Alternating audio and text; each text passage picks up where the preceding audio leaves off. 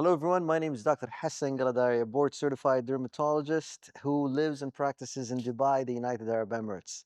And we are joined today in this podcast, the first ever episode that discusses pretty much aneeq's platform.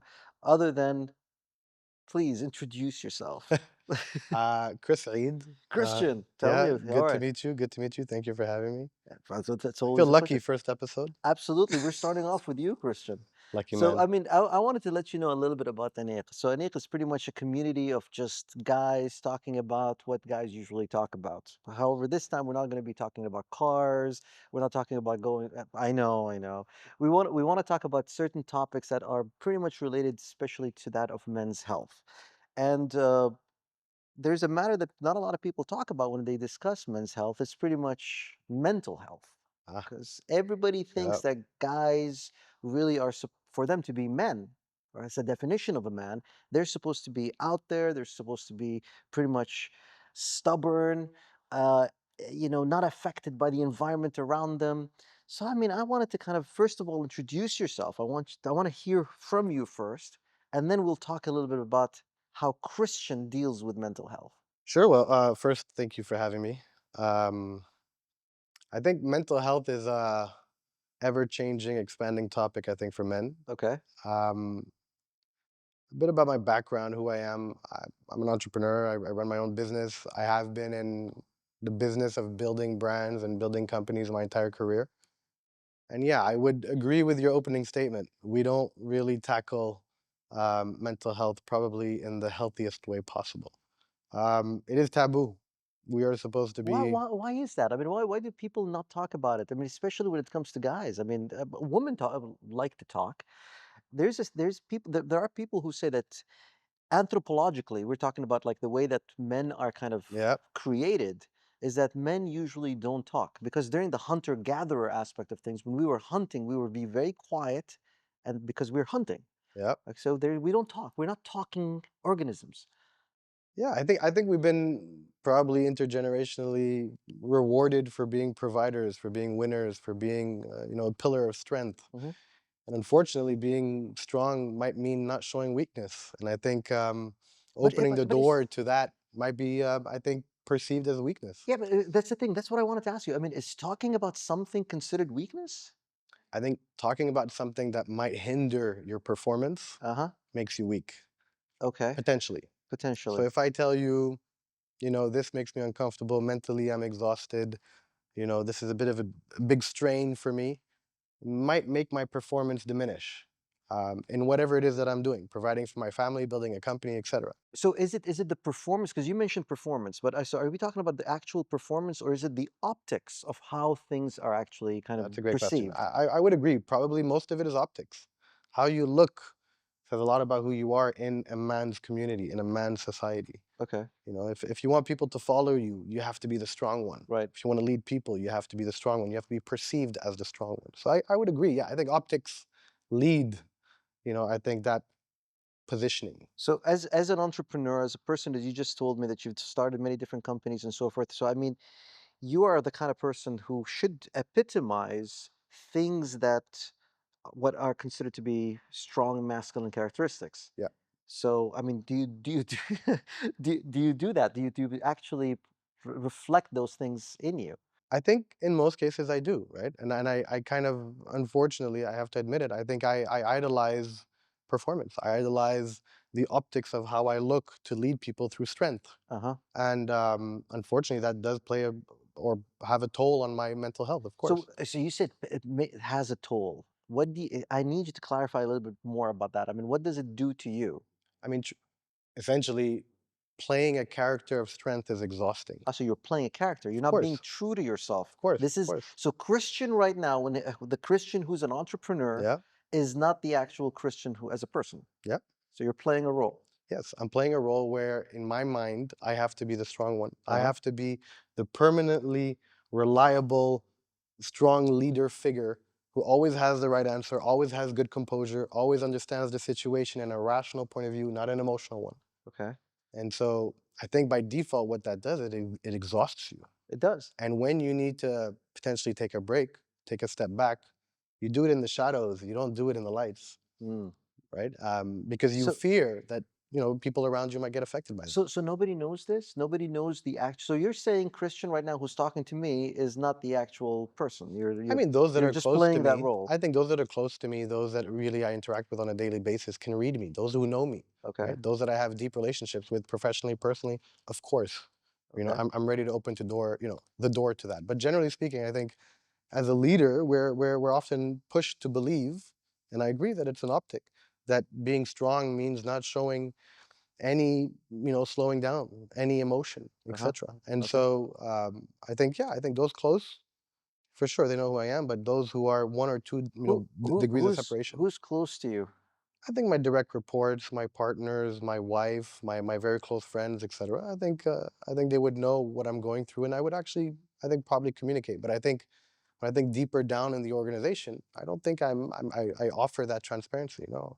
Oh, you see, the thing is because a lot of studies actually point out that a guy doesn't if they're under a lot of stress, they don't actually say it. They don't communicate that. They tend to kind of become even more cocooned into themselves. So that's where the issue is. So I mean, do you consciously tell yourself that you need to speak to somebody, or do people approach you saying, "Hey, we're here for you"? I mean, how to? I'm more proactive on that Oh, sense. so you Yeah, tell them, "I need 100%. you." I feel that over, I think, the 17, 18 years of my career, my interests in dealing with my mental health has increased, but it's a personally driven, proactive process. Uh-huh. But I think that's also self-inflicted in the sense that I don't think I give people the opportunity to feel like they can speak to me like that because of the character that I play, Okay. right? I think most of my, I would say, exercise with mental health is proactively done through me seeking those types of private conversations, but it's With not a public one with with therapists, with relationships. Yeah, absolutely. so okay, so you got you got relationships. This is something that's a given. I mean, Yeah. people do that. They feel comfortable talking to their spouses, sometimes their friends. You just mentioned therapists. So you've had professional people that you've talked to. Yeah, of course. I First of mean, all, there's a taboo there, especially with yeah. guys. I Okay. mean, luckily I've been around the kind of entrepreneurial space to realize that it is a crisis. There is a mental health crisis, right? Okay. I think in the entrepreneurial kind of ecosystem, everyone is very much aware that it's a problem. Define the term crisis. Now you say it's a problem. In the sense that it's a silent, I would say, destroyer of growth that we're Okay. not dealing with. I think a community of builders, whether it's in the UAE or globally, we're starting to all kind of realize that it's impacting our performance. It's Mm, impacting, our success. It's impacting our ability to create our economies, and live the lifestyles that we want. So I think within those circles, when the relationships are strong enough, you hear about it. And so naturally over the years, I've grown more and more interested in terms of, finding a way to deal with it, to exercise better mental health. And so a therapist was something I explored, I would say 4 years ago now. Yeah. okay. Yeah. All right. That's because that's a first. It's not very common to find somebody who would tell you that they've actually I think it's sought the first time professional. I've said it publicly. Yeah, yeah, Well, there you go. I mean, it's always a yeah. first. But I'm glad that you're doing it here. First of all, you have to keep in mind. I mean, this is even though this is a podcast, but the whole point of this whole community is for guys to kind of share their own personal experiences, and we appreciate the fact that you are sharing this because a lot of people don't have that. They don't feel that it's been kind of imprinted into their genetic makeup, whether it's by their ancestors or even by their parents. I mean, that's what I learned. Yeah, Yeah, I mean, yeah. our parents or our dads, for example, or grandparents have taught us that no, you need to kind of persevere, you need to push hard, you need to be the provider. And that kind of really makes us feel weak sometimes. I mean, it's interesting you say that. I think one of the biggest revelations that I've had in terms of understanding, I guess, my challenges with mental health is growing up, my nickname was Champion. Champion. Yes. Okay. So in my house, we speak in French, Okay. and I was always called Champion. Okay. That was my nickname. All right. And so essentially, growing up, if I'm not a champion, then what am I? Ah, okay. Right? And I think over time, when you compound that and you become an adult, and you have to constantly believe that you are a champion because you've always been kind of positioned by your parents as being the champion. No, and they called you a champion Yeah, just that was my because nickname. it's like a nickname. Okay. Nickname, hey champ, A right? champ. Yeah. Okay. All Right? right. And so if I'm not a champ, if I'm not winning, if I'm not succeeding, if I'm not building, if I'm not providing, if I'm not earning, then Do they love me? Who am I? Right? And so therapy helped me understand that. Right? Okay. Therapy, I think, allowed me to dig a bit deeper to understanding kind of the psychology behind why my personality is the way it is. Okay. I think it's super important, and I think I'm not unique. I think a lot of men um, were pushed in that direction, right? I see. I think it's natural. A lot of our parents in those generations didn't really have the knowledge that we have today, right? So I think they did their best, but I think that has an impact, right? I Right. think those Right. types of things really set us on a specific path. So, I mean, you bring up like a very interesting kind of concept here because what we tend to do. I mean, you are also a father, Yep. all right? What we tend to do is that with our children, we always tend to encourage them, and the fact that your parents were telling you, calling you champ, is that they were just encouraging you. It was a Yep. nickname, as you said. It could be Absolutely. completely Harmless. harmless. Harmless. No Yes, bad intent. but you took it in the fact that I'm the champ is something that's up Yeah. there. I Mhm. have to live life as a champ. Yeah. And if you think, I mean, if you go deeper into understanding why that name was the nickname, is I would win a race or win a competition or win something. And by default, that became something that they really appreciated. So you've brought this up multiple times now. It's Yeah. it's the winning part, and it's always a competition. And I think this also is embedded because physically, biologically, by the hormones. I mean, Yeah. we are controlled. We are beings controlled by our hormones, and being a man, we have a higher testosterone levels, and the testosterone is the thing that makes us winners, or makes us have that concept I mentally that we drive. Yeah. have to win, that because we have to drive. It's the driving hormone. And this is the whole point of this. But we also have to understand that winning doesn't teach you much. You mentioned that it has a lot of negative connotations, and the fact that it really kind of really puts a huge drain on your mental load. Absolutely. But we learn actually from losing, Absolutely. because if we don't lose, And we don't learn. we're not going to learn. Yeah. So I mean, I think maybe that culture should change. Have you changed it in any of the from I don't know how old are you, by the way? I'm 39. Okay, so from the time in which you graduated high school all the way to your age right now, has that concept of winning changed to it's okay I to mean, lose? yes, it's changed. I think the awareness, the knowledge, the way I think about things definitely has changed. I mean, would I say that I've completely turned the page on it and have a much more balanced view of how I operate? No, I don't think I'm there completely. I would say the way that I operate has changed. Um, um, I share responsibilities.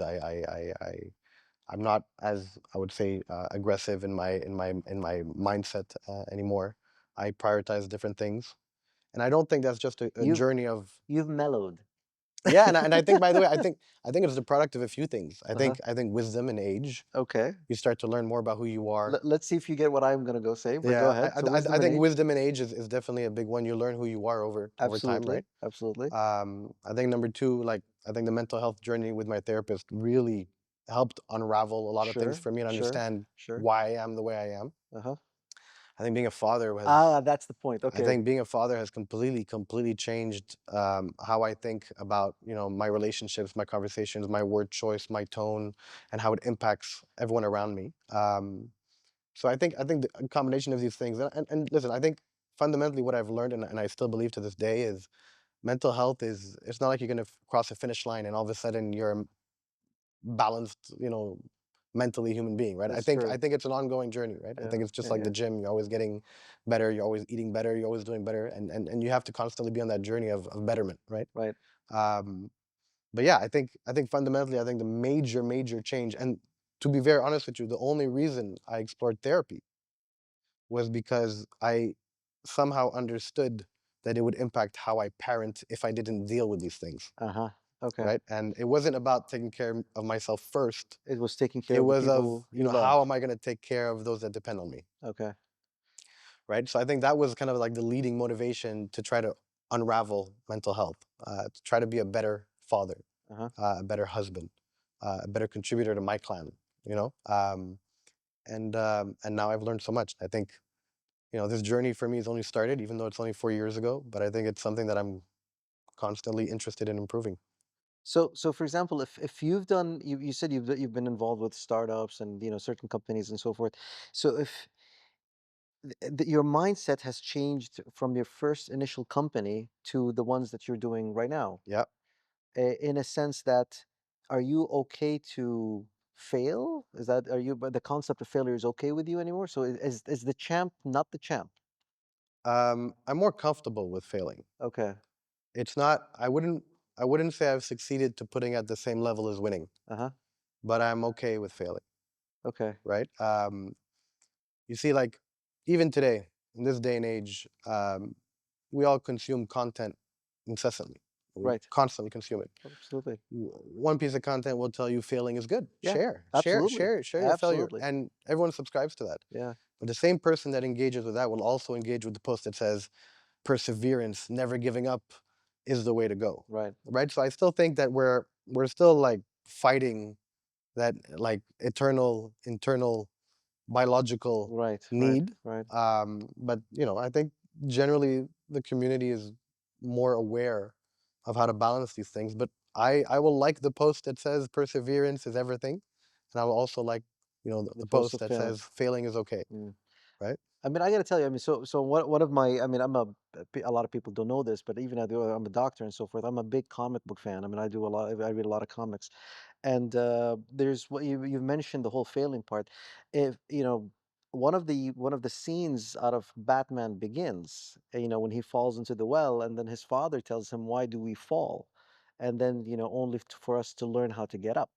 So I mean, so the whole that aspect basically created the character that is considered to be a character that doesn't even have any superpowers. His superpower is just simply perseverance. So maybe failing teaches us how to actually win and appreciate winning. Listen, I work in communications and marketing and stuff like that, and I would say it's a positioning thing that we're struggling with as men. I think, at least I'll speak for me. I think my understanding of failing has evolved.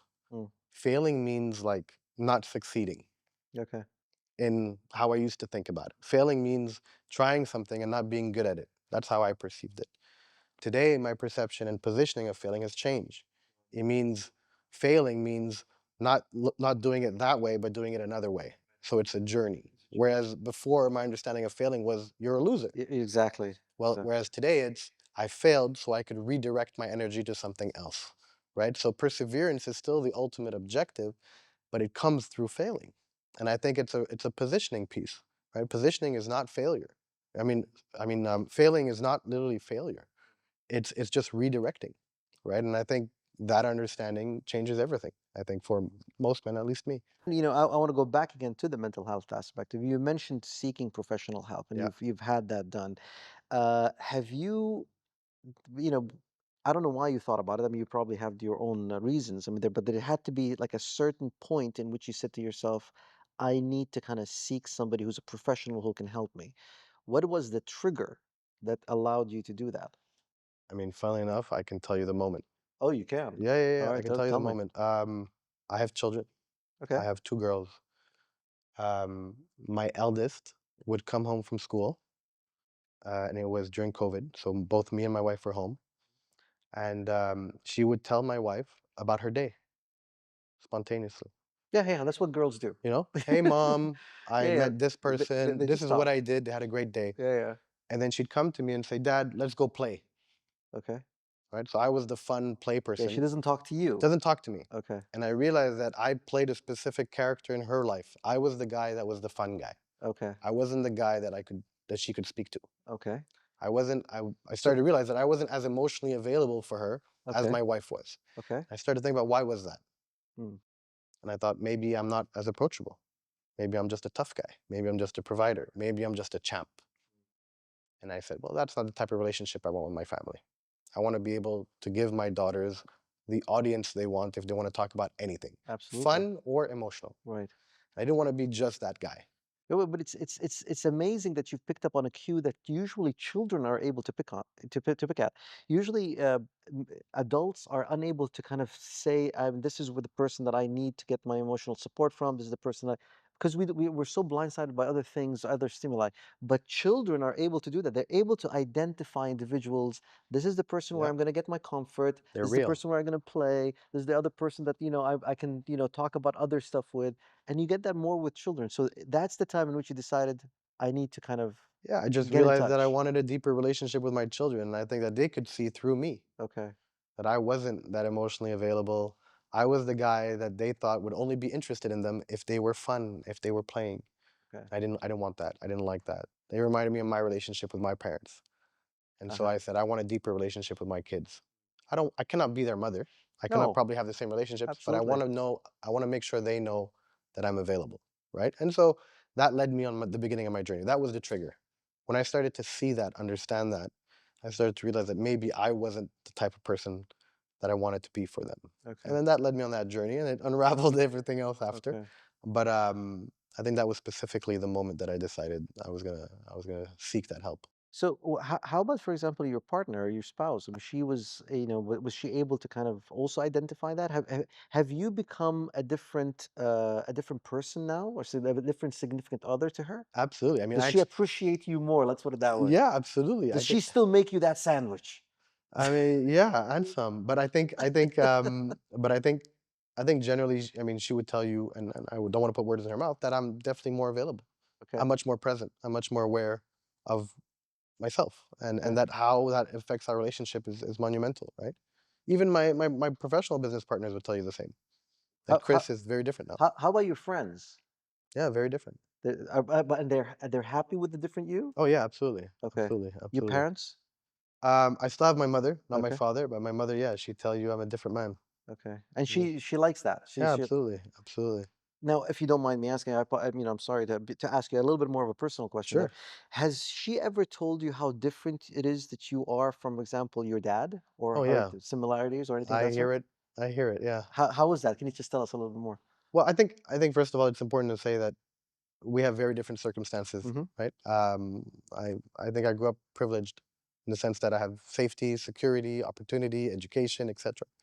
So I think the environment that I grew up in was very different than my father. So if he's listening, there's no offense given here, but I think I'm a much more emotionally invested person with all my personal relationships. So I express how I feel in a way that my father never had. I have much deeper relationships with my kids, my siblings, my mother, in a way that my father never had. Um, it's I don't play an authoritative role, at least not all the time, and so that's very different to the type of role my father had, right? And so you know, I do get compared, but we're definitely very different as a result. But again, I don't just think it's my awareness of mental health. I think it's a product of circumstances, right? I think we are a product of our environments, Absolutely. right? Upbringings, societies, communities, conversations. I gotta say, Christian, I mean, I appreciate your candor here. You've been very forthright and you've been very open. I wonder if I had the chance to interview Christian from 6 or 7 years ago, would that Christian be the exact same person that I'm I don't talking think to I'd be right now? sitting here. You wouldn't be. I don't think I'd be as open Okay. to having this conversation. All Yeah, right. definitely not. So if you would like to kind of summarize this by, like, giving 3 points, I'm trying to kind of limit them to the people who are listening. What are the 3 points that you would like to kind of convey to them? I think one, um, to just be open to understanding who you are. Because I think there's a misconception about what mental health is, that it's some sort of, you know, psychology like exercise that's Right. really gonna destabilize you. And people are a bit afraid of that journey. Yeah, I But think essentially all it is learning about who you are. right. I think that a lot of people have that perception that it makes them less of a man. That's Yeah. So I think number one would be just be open to the idea that all you're really going to do is understand who you who are you and are. why you are the way you are. Okay. Because that's essentially the only outcome. It's not gonna. It's not a band-aid. It's not gonna fix you. It's not some sort of like a huge fundamental shift, other than understanding who you are. And when Okay. you understand who you are, it helps you navigate life better. I see. Number two, I would say, you know, it's never early enough, right? It's kind of like I think we were talking earlier. I You think with mean the it's never guys, late enough? in the sense that like it's never too late. It's never too late. Yeah, In the sense exactly. that like it's never like, oh, it's too late, I can never change. And I Absolutely. don't care how old you are, you could be 60 years old and you could go down this journey, right? I think it's never too late. And also I think you have to realize, I think the third thing is it's not gonna don't expect um, an immediate life changing switch. right? So it's a journey. You keep on saying that it's a journey. It's a journey, man. Like, I think when I first started, I was like, oh, I'm going to do this for 6 months and I'll be a new man, and that's it. But I think it's an ongoing thing, right? It's like just your physical health. If you want to take care of yourself, you're going to start today, but you don't necessarily have to stop. You can start and stop. You don't have to do this incessantly forever. But I think it's an ongoing journey. So if you're going to start it, you need to commit to the journey, right? Absolutely. Because everything's changing, right? You're changing, your environment's changing, your responsibilities change, your role in society will continue to change too. So yeah, I would say finally, just remember it's a long journey, and it's an investment in you, right? And I think mental health is finally about taking care of yourself. Absolutely. Well, Christian, thank you so much. Likewise. And I appreciate the Thank you. time that you've given us. Likewise. Thanks a lot. Thank you.